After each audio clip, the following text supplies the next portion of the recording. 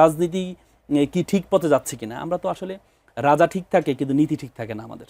আমরা জি আপনি জি অবশ্যই আপনি বলুন। আমরা আমাদের মানে আমরা যেটি দেখতে পাই কি আমাদের রাজনীতিতে নীতিটা কতটুকু আমরা ধরে রাখতে পেরেছি। দেখেন আমাদের দেখেছি আমরা ক্ষমতা আসার আগে আমরা একরকম আচরণ করি, ক্ষমতা যাওয়ার পর আমরা ভিন্ন রকম আচরণ করি, মানে 180 ডিগ্রিতে আমরা উল্টে যাই। একসময় আমরা আওয়ামী লীগকে দেখেছি তারা তত্ত্বাবধায়ক সরকার নিয়ে আন্দোলন করেছে, সেই আওয়ামী লীগ যখন ক্ষমতা আসে তখন তত্ত্বাবধায়ক সরকারটা বাতিল করে দিয়েছে।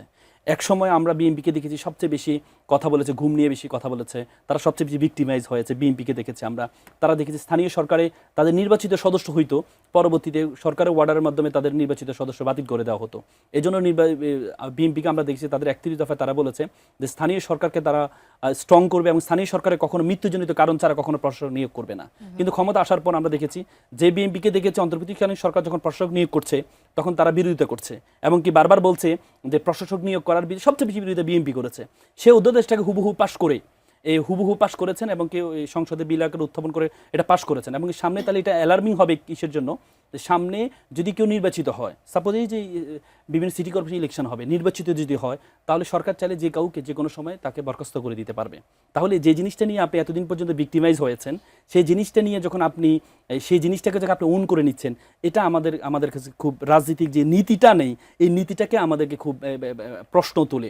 কারণ আপনি সবচেয়ে বেশি গুমের শিকার হয়েছেন, সেই গুম অধ্যাদেশ যখন আপনি বাতিল করে দিচ্ছেন, যে গণভোটের প্রস্তাবটা আপনার পক্ষ থেকে আসে, যখন বিএনপি সবচেয়ে বেশি নোট অফ ডিসেন্ট দিয়েছে, আপনি জানেন যে সংস্কারগুলোতে নোট অফ ডিসেন্ট যখন আসছে তখন বিএনপির পক্ষ থেকে আমাদের বর্তমান স্বরাষ্ট্রমন্ত্রী তিনি প্রস্তাব দিয়েছেন যেহেতু নোট অফ ডিসেন্ট দিয়েছি তাহলে আমরা 31টা 32টা দল তো সব কিছু করতে পারবো না, আমরা জনগণের হাতে ছেড়ে দিই। জনগণ যদি বলে যে না হ্যাঁ এ হবে তাহলে আমরা হ্যাঁ মেনে নিব।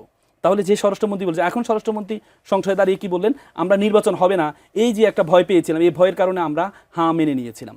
তাহলে আপনি যে নোট অফ, আপনি সবচেয়ে বড় অ্যালার্মিং বিষয় কি জানেন, বিএনপি যে 31, বিএনপি এখন বর্তমানে যেখানে দাঁড়িয়ে আছে, আমি আপনাকে হলপ করে বলছি বিএনপি তার 31 দফা বাস্তবায়ন করতে পারবে না।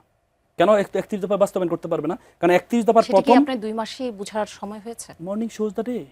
কেন? কারণ আপনার 31 দফার প্রথম দফা হচ্ছে সংবিধান সংস্কার। আপনি জানেন সংবিধান সংস্কার গণপরিষদ বা কনস্টিটিউয়েন্ট অ্যাসেম্বলি ছাড়া, আপনি একজন আইনজীবী, আপনি বুঝেন কনস্টিটিউয়েন্ট অ্যাসেম্বলি ছাড়া সংবিধান সংস্কার করতে পারবে না। এজন্য বিএনপি এখন সংশোধনের পথে আগাচ্ছে, তার মানে 142 দিয়ে সংশোধনের পক্ষে আগাচ্ছে।